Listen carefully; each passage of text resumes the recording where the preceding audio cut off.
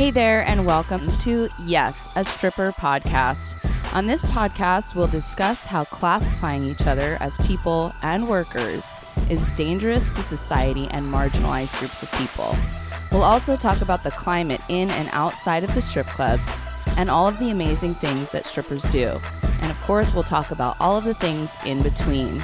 I'm your queen, A.M. Davies, and this is YAS, a stripper podcast. Hey everyone, welcome to another episode of YAS, a stripper podcast.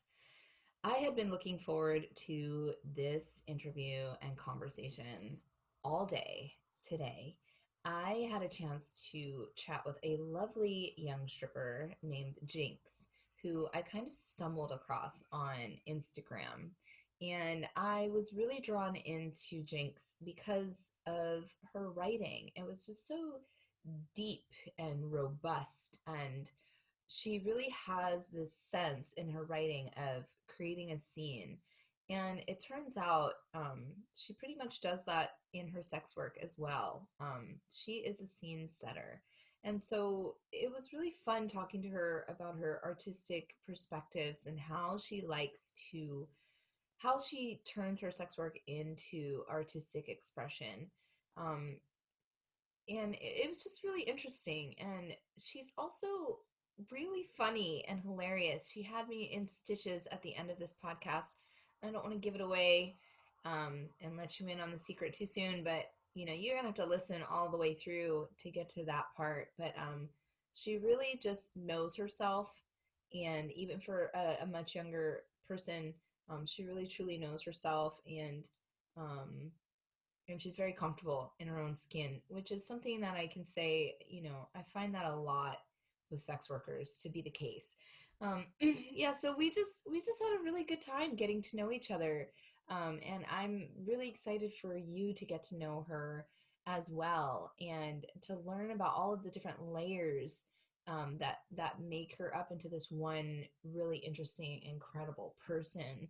And and I say that because that's what this whole show is about in general. It's these people that we get to talk to on this show are just so incredible, multifaceted, multi-layered, and bring so much talent and interesting ideas and perspectives to this world. And don't you just love it? So I just really want to make sure that you know how much I appreciate that you tune in every week, and I really enjoy getting messages from you of how much you love the show. So always feel free to send those. And go ahead and enjoy yourself. Sit back, relax, and listen to AMD and Jinx just chat about sex work. All right, guys, enjoy. Hey, everyone. We have Jinx on the line with us here on Yes Stripper Podcast. Hello, Jinx. Thanks so much for joining. Hello. Hi. So I'm just obsessed with your beautiful pink fluffy bedroom. Yeah. Are you an interior designer? No, I just get the cheapest stuff and make it look good. Wow. Yeah. I wish I was that good at designing. It's one of the things that I'm just not very skilled at all. Yeah, I just throw things together. But your room is just so like everything is in place. And you know what? I actually, now that I think about it, I think that you might be that type of person where you set things up exactly just how you want it so you can be ready to go in life. Am I reading that correctly? Yes and no. Okay. I definitely like things to have its place, but I'm getting better at making sure they make it back to that place. Okay. So, and the reason why I didn't take a whole bunch to prepare this because it's just so much easier. Yep. But no, I would say that I'm actually kind of a messy person. Really? Yeah. Yeah. Well, I can't tell. Not at all. Yeah, so Jinx, I want everyone to know one of the things that, especially with new guests that I don't know very well, we just need to confirm. Do you identify as a stripper? Yes, I do. Wonderful. Yeah, I kind of figured. So, okay, I said off the record earlier, on the record, I totally stalked and lurked on your Instagram page today, just dot hormones. Mhm. Mm-hmm. And even though it's a very small page, it's very interesting. And yeah, and you were talking on there about being a stripper and now what it's kind of like being online. Yeah, it's been quite a bit of a transition. Yeah, Um, you have to try on a lot more pants than you're used to being a stripper. I mean, it's kind of like the difference between, having a job and then being an entrepreneur. And it's everybody knows it's way much harder to be an entrepreneur. So, I mean, I was used to getting my heels together, making sure my nails and hair look good, and then hopping in the club and then making what I could. But now I have to be a photographer. I have to be a videographer. I have to be an editor. I have to be a social media marketer. Thanks to quarantine, I had to figure out how to do my own hair and nails now. So I have to basically be my one woman wrecking team. And it has been difficult but exciting. right. Yeah. Do you feel like you have a more of like a respect and understanding for cam models who were doing this long before we had to? Yes, definitely. Because I mean, I got to this, I remember saying it and I remember thinking, God, I would never do that. And I know there's a lot of us that probably said, God, I would never do that. But I end up doing it and I realized it takes a lot more work. It's not just popping your pussy in front of the camera. It's Right. not. It's way more than that and it's way more hands-on and you make it big or you don't. But the same amount of work goes into it. You could not make it. And it's the same amount of work goes into it. So it really is a toss up. Yeah. Yeah, I'm curious about the like I would never do that thing because I think we've all been there at one point as a sex worker. We sort of, especially newer sex workers, I would say it's like, I have my boundaries and limits. Like I do this, not that.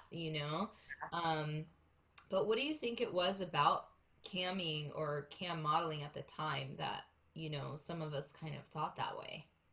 What do you think it was? Um, I guess it was like we saw all the money that we could make Mhm. in the strip club. And we see that we go in there and you can have a $2,200 night. You can have a $3,000, $5,000 night. You could travel anywhere you want to and make whatever sum of money. And it really came down to you as a hustler. And camming is no different. I didn't think we see that. We're like, why would you plaster yourself all over the internet when you could just hop in the club and make some money? Um, Now I'm realizing the benefits is one that I don't have to leave my house to pay my rent. And that's not something that I had ever been used to. Um, and it's nice being able to go ahead and do that. And it's almost like if you don't necessarily have it on autopilot, but you can be a little bit more hands off than you can with stripping. You have to show up to the club if you want to make money. And, you can film a few things, like I'm going to film a few things today, get it out of the way, and then I'm set for the week, really. So, I know, right? That's been so because I'm doing the same thing, right? And I actually, when I had my accident, I actually started trying to do more online stuff already before COVID. But whatever, now I'm like, because I have more content now, like I went to PayPal and I was like, oh, I should, because my rule of thumb is take all your money out of PayPal. As soon as you've got money, take it out. Otherwise, if they freeze your shit, they'll take it. So I always, every time I get new money, I'm like every other day. And then like 2 days later, I was like, why do I have all this money on PayPal? I transferred it. And I was like, because bitch, you're getting money while you're sleeping. And that's like really, that's been really cool. And I'm not even trying that hard yet. So yeah. that's cool. Yeah. Um, but I was looking at your cam stuff and Uh-huh. the reason why I made the comment about how your stuff is just so and it's all in place is I was scrolling through your cam stuff and I'm like, this shit is gorgeous. It's like so well put together and thoughtful. And one of the things that you said in your IGTV video Mm. was that you want to do something better, something that's like an experience. Can you speak more to that? It's funny that you mentioned that because I'm actually really going through that right now. Um, when I came into online sex work, I'm like, it's going to be out there on the internet. I'm now also struggling with the fact that I put my face out there, but it's kind of out there now. But I said if I'm going to go ahead and have this attached to me for potentially the rest of my life, long after I do sex work and everything like that, I want it to be something I'm proud of. So I want it to be high quality. I want it to be good. So if when they look back, at least they can say Well, damn, she did a good job. Like this, hey, I mean, it's porn, but it looks good. Um, and I wanted it to be something that I could be like, yeah, I did, yeah, back in the day I did this. Look how fine I look how well put together my shit is. And I definitely am kind of an anal retentive person in some ways, and then not in other ways. But when it comes to my creative side, and especially creating erotic art, it's like I have to be that way. I have held on to full on outfits that have been in my closet for at least 2 months since I bought them, because I'm waiting for the sun to set, I'm waiting for my hairstyle to be the right thing, so it finally comes together and it's going to be amazing. It's going to look exactly how it looked in my head. And for, it's kind of anti-productive, but I don't want to just put stuff out there. And so I right now I've been grappling with moving away from explicit content and just doing lewd or nude stuff, and not doing anything like necessarily hardcore. And that's where I'm at now, is that like I really don't like playing with my pussy on the camera.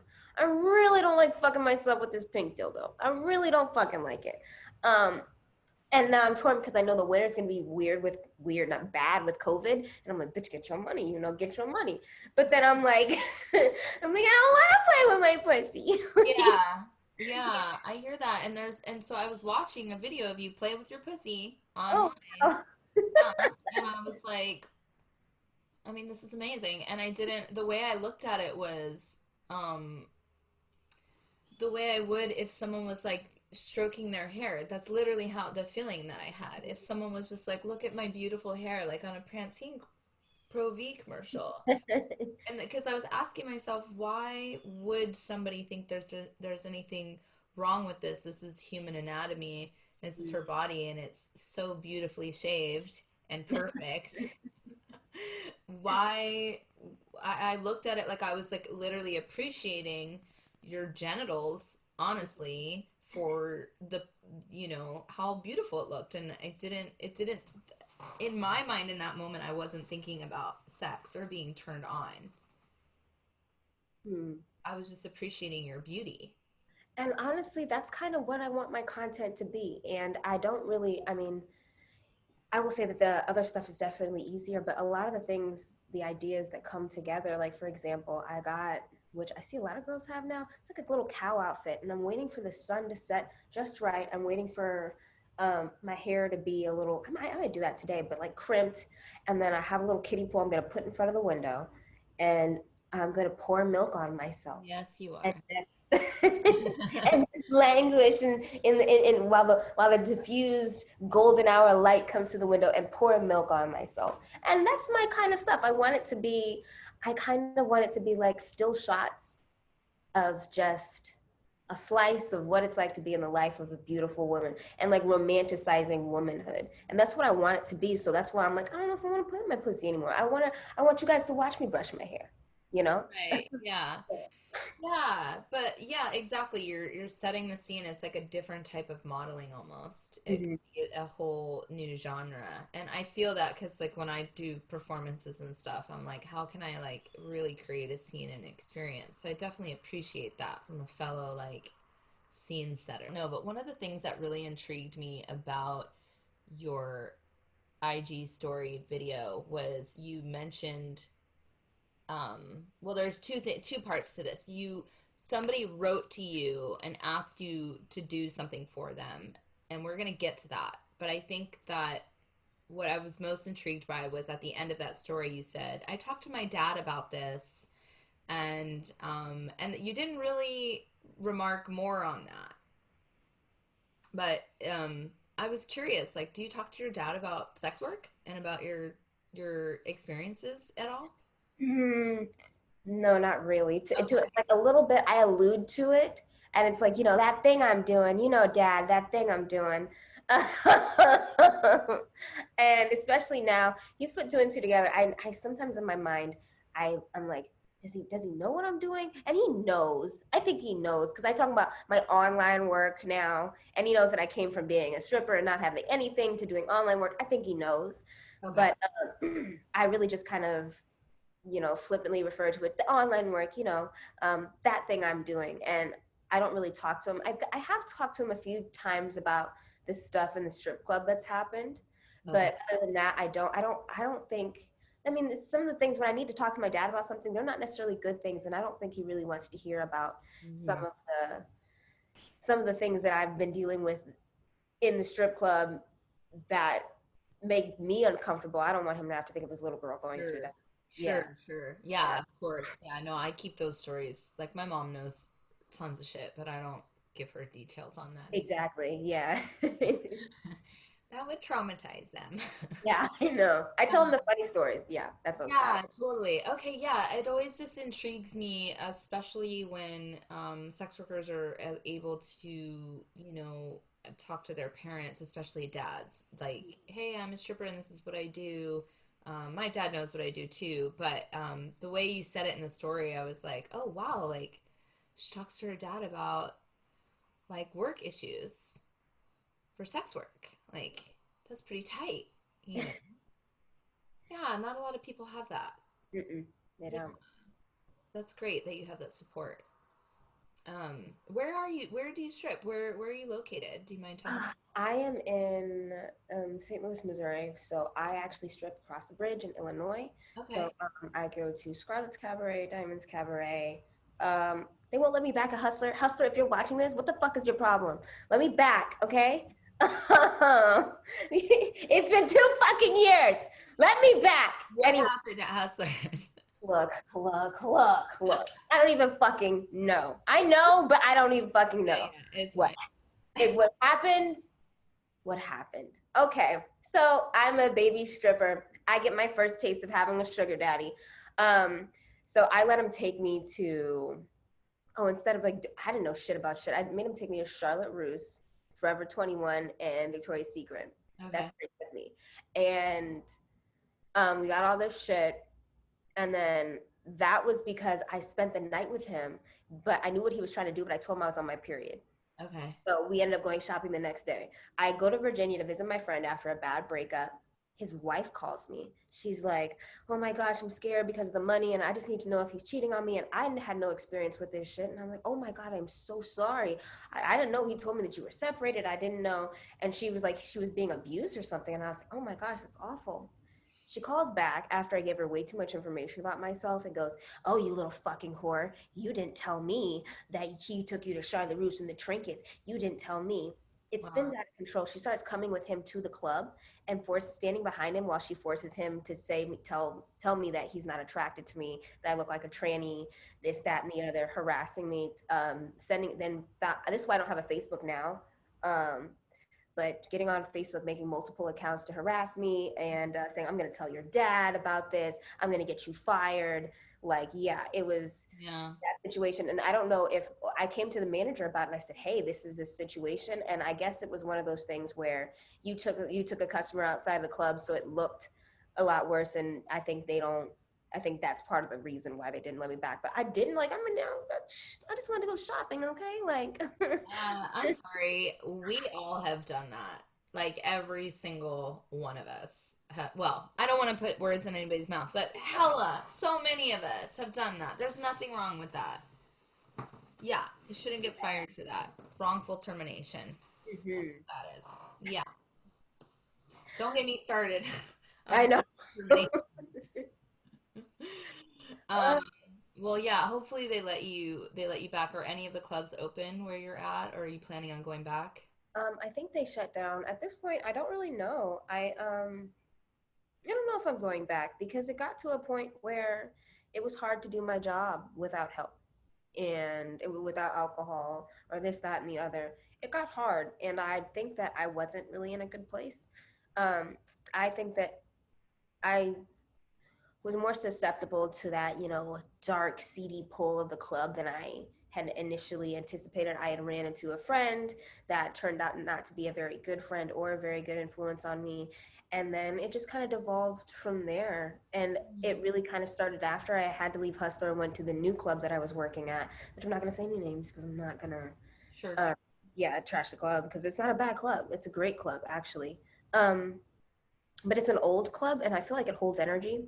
And I felt that energy the moment I walked in. Yeah. And for a while I couldn't feel the energy anymore because I feel like I internalized it. I internalized that thing so it didn't seem wrong anymore. Yeah. Uh, Yeah, so it was just, I don't know if I'm going to go back. I'm working on graphics design right now and social media marketing. I got my first gig is that.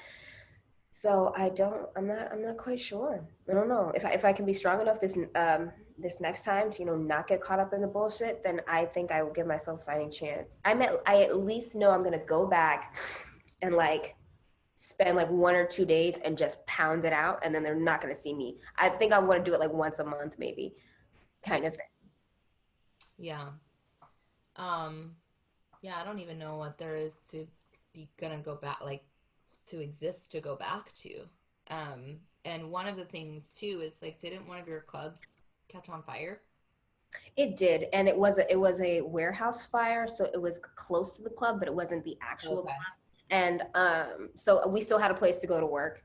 I was terrified because I'm driving down the highway, going to Walmart, looking in the rearview mirror, and I'm like, oh, like there's something on fire. And then somebody texts me and says, "Did you hear the club's on fire?" And I'm like, "Is that the freaking club on fire?" Like, I'm like, no. Oh, yeah.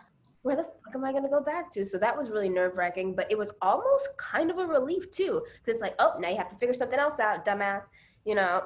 Yeah. Yeah. I think that's also like what COVID did to us too. It's like figure something else out. Mhm. Yeah. And it's interesting that you talk about, setting the scene for your camming and like for being anal retentive in some ways, and the way you describe things and feeling energy in the club, it just like it makes me understand your writing a little bit more, because your writing is so intense and deep and like poetic, but also dark. So everything you're saying is like, oh, I totally get your writing. Yeah. Um, yeah. Can you talk about your writing and what it means to you and what your goals are with that? I've always loved to write since I was little. And it's always been surprisingly, unsurprisingly, maybe. I was writing about like prostitutes at 14 years old. I had a fascination with sex work since I was very, very, very little. I loved Pretty Woman. I loved any kind of scenes where they had the harem girls. I was like really into that when I was younger. If I would see like an old Egyptian movie, I'd be like, oh, look at them. Look what they're doing. And I had wrote this like small little series about a post-apocalyptic Italy and all the brothels that propped up in there. And that was at like 14. So I'd always had an interest in it, always interest in the macabre. I love pink, as you can see. I love pink and girly stuff, but I have a real interest in the dark parts of people and what makes them do horrible things, what makes them feel horrible, and how do we cope with these things. Um, and especially when you add an element of sex, because then you're not supposed to talk about the suffering that happens there. Like it's okay to talk about grief and loss and this, but what about the loss of innocence and grieving that? Mm. And I think that's where a lot of my writing comes from, is that in I grieve the loss of my innocence, and simultaneously celebrate it as well. And it's kind of this push and pull, this tug of war constantly of, I need to accept my sexuality. I am this vivacious sexual person, but also like, is that all I am? And I think especially being taken out of the club is helping me discover that other side, that I've gotten so good with so many people, and they really enjoy that crazy stripper that I was, but they were also enjoying the, I don't know, uh, post, not even post COVID stripper reformed guru that people are starting to make me feel like, because I'm getting my shit together and I'm inspiring other people. So I like talking about the process and how it sucks sometimes. It does.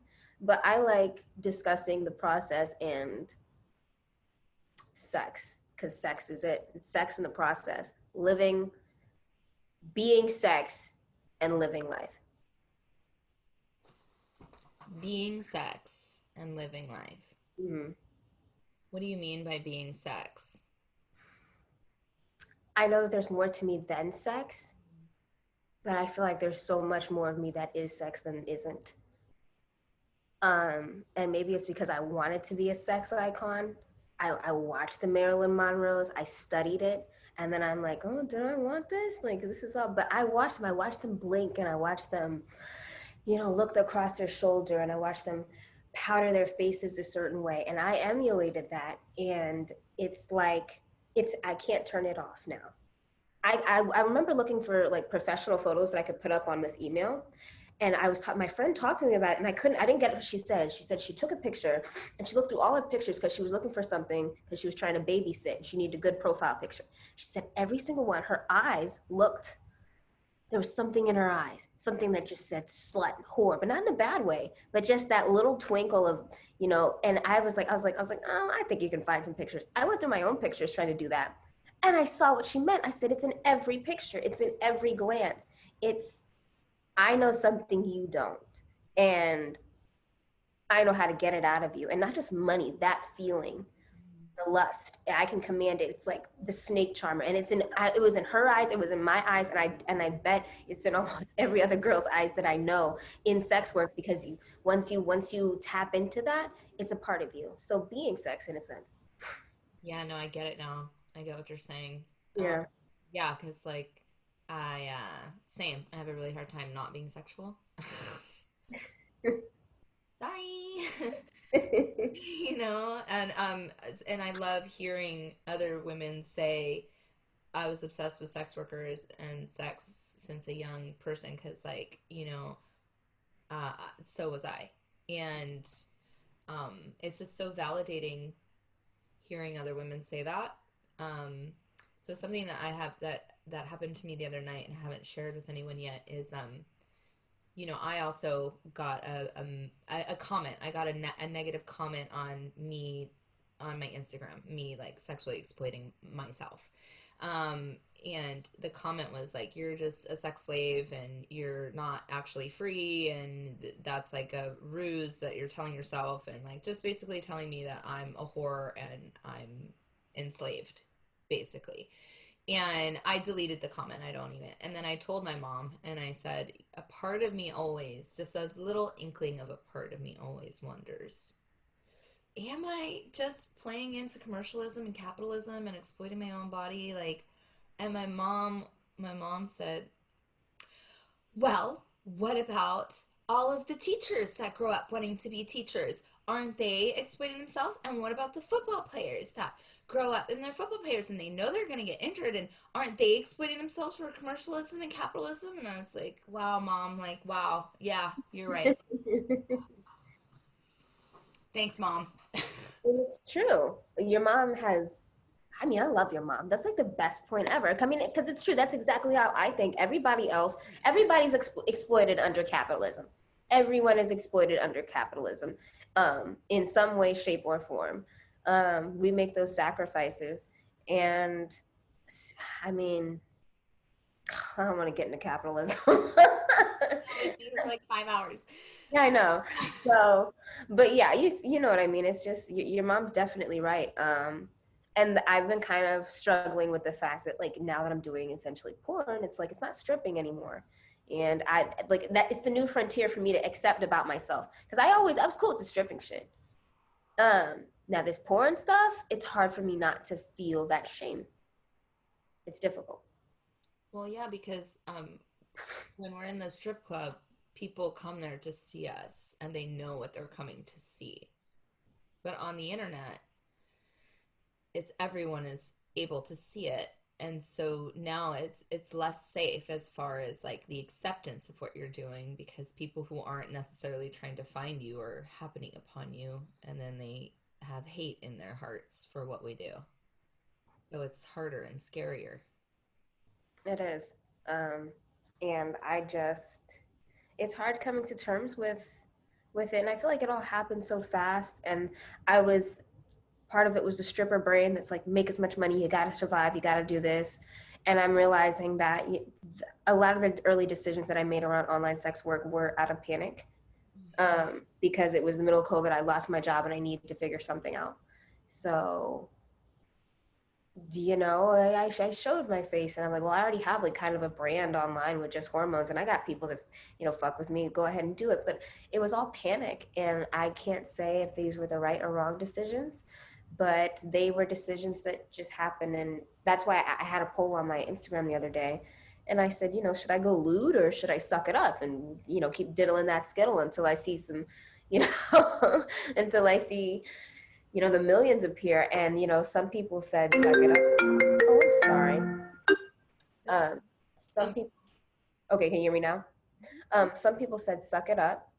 And then some people said, go lewd and do something that makes you feel more comfortable. And I still haven't decided, but it was interesting. Some of the people that had suggested that I suck it up, some were men. And I'm like, shut the fuck up. Exactly.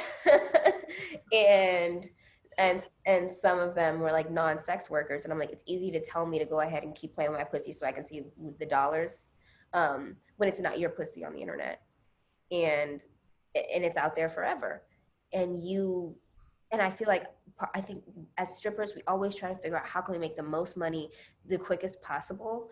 And now that we're into a different world now and things are different, I think that we need to start combating our stripper brain, because the strip club is a fantasy world, it's not the real world. And you need to understand that things don't work the same. The time doesn't even pass the same out here. Um, so even though you're doing sex work out here, it's different. So I need to realize that stripper brain doesn't always work, and stripper brain isn't always right. So yeah. Yeah. Yeah. Um, you're very that's a really valid point. Something that you're making me think of is how I've not been able to turn my stripper brain off when it comes to dating. Mm. I'm wondering what your thoughts are on like how that stripper brain kind of translates into the real world when it comes to real life intimacy. For me, it's been very difficult, and it's only been just recently where I've been like, oh, in my dating world, I'm in work stripper work mentality. Um, I think that my stripper brain, right now I'm in a relationship, and I don't think my stripper brain factors into that, but that's not the truth, because apparently he had came into the club and like tried to get my attention and stuff and bought me a drink, and I asked him for a dance and he was like no, and I was like, you don't have enough money for me, honey, and I walked away. And then that same this is how stripper brain works, because he's a completely different person when he bought me into the champagne room and spent $1,000, and here we are happily ever after, right? But it's like I don't even know where to start with turning stripper brain off with that, because it's like I don't even want to say a skewed relationship with men and relationships, but it's just like they become they're very much objectified in my mind. Um, and it's hard for me to get out of that and seeing like, okay, what can I get from this guy? Come on, where's the money at? All this other stuff. I think it takes a special guy to get me out of stripper brain. Mm, Um, but you have to realize that not every guy is going to stick around to get you out of that, and you can miss out on a really good opportunity. yeah. Um, so I don't even know if I could even offer anything worthwhile to anybody about that, because I didn't get into my relationship until he spent $1,000. Right, right. See, for me, it's more like I expect all of this attention because I'm just so accustomed to being doted on. So for me, it's not really about money. It's Oh, more about like, hello, why aren't you blowing me up? Why don't you like want videos and pictures of me? Why don't you want to like come over and see me dance and like have sex with me like right now? Like hello, and I'm like this because I'm just so used to like it being that way, where and I'm working on it. It's something I'm working on. I mean, I'm the same way. I can say that I'm the same way, because honestly, he's not paying attention to me. I get up and I dance naked in front of the TV. I get up like this and I'm all like this in front of the TV, and he's like, move, and I'm like, no, you're gonna look at me. Yeah. Uh, I'm always like falling all over him. The attention, I live for it. I want it. Like, pay attention to me. And I've had to learn that He's a very busy man and he has other things to do, and he's busy making all the money that apparently kept our relationship together in the beginning. Yeah. So he doesn't have all that time to go ahead and be all in my face. So it's been hard for me to go ahead and not be like, okay, well, how come you don't want to have sex? Don't you love sex? Like, don't you want to have sex with me? Look at me, aren't I sexy? Have sex with me. And Right. it's like not always about that. It's not every single thing has to be about that. And I am completely with you on that. I don't know because I take my clothes off or I answer the door in full blown lingerie. And if I don't get that, oh my God, and then he just immediately takes me down in the living room, I'm like, well, what's wrong with me? Right. Yeah. Yeah. So we're in the same boat, sis. Yeah, yeah, totally. I think it's I wouldn't be surprised. I want to like almost do a poll and find out or do some sort of survey like if a lot of us kind of experience that because if you think about it, we're in the club for like 6 to 8 hours at a time, 3 nights a week, and it's just all it is people paying attention to you.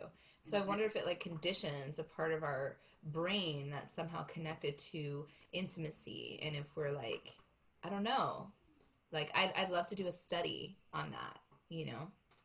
I definitely would say that to a certain degree, not even to a certain degree, I think that you definitely do get conditioned. You think you're hot shit. Um, you think you're hot shit. You think you're hot shit all the time, and it's very confusing when somebody Yeah. doesn't tell. And even when they tell you in the club, it's not as like debilitating as hearing it outside of the club because it's like you're a normie. The fuck you mean you're not like you? I'm a walking goddess. What the hell is your problem? Right, right. Like hello, I like Yeah. so it's hard. It is, and then I think we concoct a lot of our worth around the attention that we get because that's how we make our money. That's how we pay our bills is by the attention we get. And the more attention you get, the more money you get, the more you can pay your bills, the more you can achieve your goals. So it gets tied in with this whole thing of success is attention. And that's not always true. Right. Yeah, you're Yeah. right. I want to really make sure that we highlight your writing because that's what drew me to you in the first place. And do you have plans with your writing? Are you working on a book? Are you, putting together a series? What's going on? I've started on a Patreon Okay. where I was thinking about fleshing out some of the stories and some of the topics that I've touched on. So that's kind of my next step. I don't know about a book because I don't know what I want my first book to be about. Everybody's waiting for this like second installment of the strip club horror story I wrote. Okay. Yeah, Tell us about the strip club horror story. um, well, it's about a stripper named Nadine, Mm. and she says that at her strip club, none of the girls go into the second to last bathroom stall between 3:15 to 4:37 a.m. Nobody goes in that stall, the second to last in the right hand. I think, yeah, whatever direction you read it. But nobody goes into that stall, and everybody avoids the bathroom entirely. And she ends up doing way too much cocaine and halfway shitting on herself, and she's going running into the bathroom, and it just happens to be at that unopportune time, and she meets something terrible. Mm. Yeah. Okay. And so I wrote that, and everybody's like, "Where's part two?" And I had started on part two, and I think I should finish it. But it was like a lot of people compared it to R.L. Stein almost for strippers. Okay. It's like Goosebumps for strippers. Yeah, I remember that. Oh, amazing. So I mean, That that's something when I was a kid. I know. That's something I definitely want to flesh out. But right now, I'm trying to journal every day and get a feel for what's next for the writing because people are waiting on something, and I feel like I'm doing them a disservice and me a disservice by not giving it to them. So I try to write little short stories. So what I'm trying to do is just put my short stories on Patreon and go from there. Yeah. Yeah. Yeah. Yeah, you look pretty young, by the way. Like you've got lots of Thank time. you. Yeah. Yeah. I'm feeling oh so old. How old are you, if you don't mind talking? I'm 25. 35? 25. 25. Yeah. Okay. I'm 40. That's bullshit. You look fucking amazing. You, but 25 is so young. So young. Just saying. But my point is like there's so much time to figure that out. And your writing is just so incredible. And I hope that you do continue. It is what drew me to you because it's like this dark dommy stripper. Like the picture, one of your pictures is like a Barbie doll like bonded like bondage tied, and I was like, you're just so genius. Yeah, so for those of you who are listening, that's on just dot hormones on Instagram. And hormones spelled whore. Whore, yeah. Right. Naturally. Yeah, whore and moans, like, like Yeah, that. totally. I just Yeah. love that you took your childhood experiences and like manifested it to what it is now. And your cam work is incredible. So yeah, your artistic direction is really great. It's something to be to inspire, you know. Absolutely. So just to switch gears a little bit, I did want to go back to, what this dude on social media or somewhere basically asked you to like do better with your sex work. Um, like he wanted it to be not so staged, you know. Yes, I remember Um, that. yeah, and you're like, this is staged, and like something you said earlier, like the strip club is a fantasy, and yeah, like I wonder, like I think people forget that like we're basically acting, you know. Mm. So yeah, so what do you? I just want other people to know more about like because I got asked to pee. By the way, I got asked to pee on camera. Have you been Oh, asked to do that yet? I've got a story for you when it comes to that, but I'll touch on the first thing. Yeah. Um, yeah, I think that when it comes to the whole stage thing, is that yes, there's that girl next door, um, every day I'm just living my life kind of thing. But stripping is different. You go in there with the makeup, you have a completely different name. Not saying you don't do that in porn. Um, but and then you get on stage and you really do kind of transform, especially when you would get hit that sweet spot where you're in the zone. Mhm. You're just, I mean, you're like on autopilot in the most unique and like sensuous of ways. And I realized when I started doing cam work that this just felt, I don't know how to explain it. My stripper clothes didn't look right at home. They didn't look right at home. They didn't look right. It looked like I looked like I was a displaced stripper. It looked like exactly what it was. And I was like, I want to be able to create an atmosphere no matter where I'm at. So I needed to change a few things.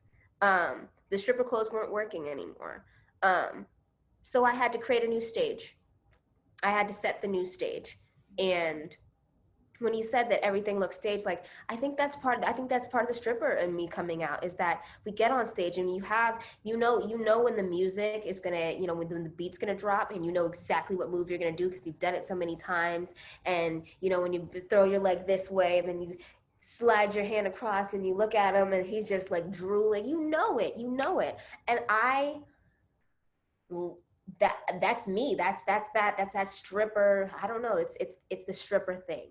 And so I bring that to my content. I bring that carefully curated, carefully watched, carefully planned out thing to that. And I need to remind myself that guys really do just want to get to know me. But I like making good shit.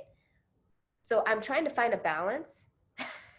I try, and my way of finding balance is sometimes I'll put the camera up and it'll be like almost a security cam footage, and I'll just walk around like in my bonnet and in like socks, panties, and just topless and eat cereal and do this and be like, this is live right now. This is what she's doing right now. So it's like a little bit more a slice of my life. But when it comes to the content, it should be sexy. It should be something that, brings your attention.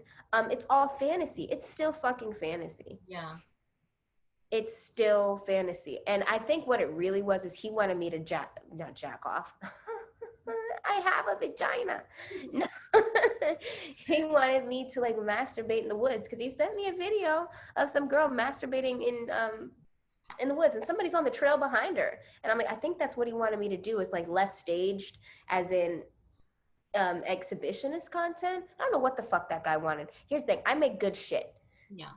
And I'm gonna continue to make good shit how I like to do it. And if that means I have to get 3 fucking ring lights and wait till 4 o'clock, then that's what's gonna have to happen. That's it. Yeah, yeah. The requests are odd. They're very odd. I'm getting requests to crutch around. Do you know what crutch around means? All right. What the fuck is that? It means be on my crutches because I'm an amputee. So they want me to crutch around. Really? Yeah. Just for 10 to 15 minutes was a A request. long time. I was like, okay, that's $200 for 10 to 15 Yeah. minutes. Um, I'll get on my crutches and crutch around for five. For five. Yeah, for that. I had a guy, he hit me up. I was doing live and he was on Snapchat and he's like, I want you to shit. And I said, oh, okay. And I'm sitting here and I'm like, do I really feel like shitting right now? And I was like, and I, you know what, it should have been a few day turnaround, but he was insistent. He's like, can you eat something? Can you drink something? Like he wanted me to shit right then and there. And this is me. I would have charged way more because it's against my boundaries. I don't do scat play. I don't like that. But I was like, this is still newer into me just now starting to get into the camp stuff. So I was like, okay, $300. And then he was like, okay, let me know when you make the video. First of all, first mistake, get the money up front before you start doing the shit. Because Yeah. what happened is I'm sitting there with the tripod set up in the bathroom and he wanted a certain angle Yeah. and I couldn't get that angle without effectively shitting in a bag. Right. So put a bag on the floor, get the camera set up. I can't believe I'm telling this story. You don't have to if you don't want to. No, it's fine. I'm gonna go viral for being the girl that shit in a bag. I almost sent someone feces in a box like a year and a half ago or whatever. So like I seriously contemplated it. So there, I said it. So now you're not alone. Well, I did it, and then I didn't get paid for it.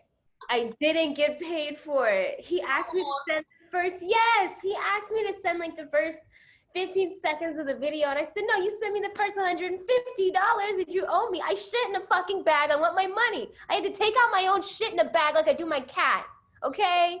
Oh my God, I went on a rant on Instagram about it. I was like, you guys get paid up front. I told him the whole fucking story. I laid it out. So get your money up front, ladies. Don't go shitting in bags. And I'm sitting there looking down at the bag and the tripod and the phone, and I'm just like, so this is life now? This is life now? Oh my God. Yeah. It's a good story though. It It's is. worth it for the story. Yeah. Yeah. We've all done the equivalent of shitting in a bag without getting paid for it in some way or another. We all learn from those mistakes. Want to be fabulous just like these strippers? Pay attention. It's stripper tips. My stripper tip is stop underselling yourself and stop taking less than what you deserve. Ask for what you deserve and walk away if you're not getting that. It's okay to walk away. You don't need it that bad. And honestly, making sure you're in a position where you truly don't need it that bad really helps you make better decisions that you feel comfortable with in the long run. So set yourself up so you can say no and you can stop underselling yourself. And that's the biggest thing that I've learned is I have spent so much of my career as a sex worker and my life as a woman taking less than what I deserved and feeling like crap about it. And it's just let's just stop. Just stop. You're worth it. Walk away. Walk away if you need to. Get ready for our rapid fire question round. It's time for 4 for 1. Question 1, what's your favorite scary movie?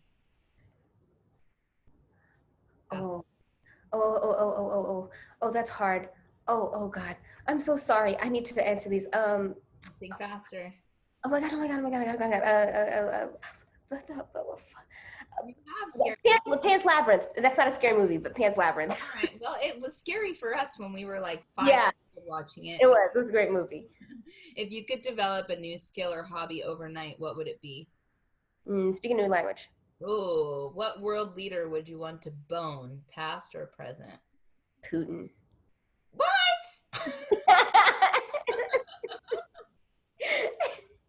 one. 2020 is the year we probably all become vampires. Are you most looking forward to controlling people's minds, accruing general wealth, or feasting on the blood of the innocent? Feasting on the blood of the innocent. Yeah. True dominatrix. You are. Clerk, yes. Oh my God, this has been so much fun. I'm not even gonna lie, I've been looking forward to this all day. When I looked at it and was like, oh, I get to talk to Jinx today. I have been like so stoked to talk to you. I hope that we get to meet in person someday. Oh, absolutely. That would be amazing. Yeah. Yeah. Can you tell everyone where you want them to follow you and like find all of the stuff that you're up to? Okay, so if you guys are looking to follow me, you guys should definitely check out Just Hormones. That's just JUST period hormones, WHOREMOANS. I also have my camming work on Damn Dolly. That's DAMN.DOLLYY. And damndolly.com if you want to see some of that nasty stuff that I won't be doing anymore. Maybe, I don't know. Depends on the money. And you know what? That's where you can find me. Don't go looking anywhere else. Good. Sounds good. Well, thank you so much. It's been an absolute pleasure. And thank you to everyone out there for listening. As always, we love having your earballs tuned in to this show every Wednesday. So until then, see you next time. Bye, everyone. We're now accepting 4-for-1 submissions from our listeners. You can send them in via Instagram at YAS a Stripper Podcast or on Twitter at YAS a Stripper Pod. Make sure to follow all the things and email any questions or concerns to YAS a Stripper Podcast at gmail.com. Tune in every Wednesday. See you soon.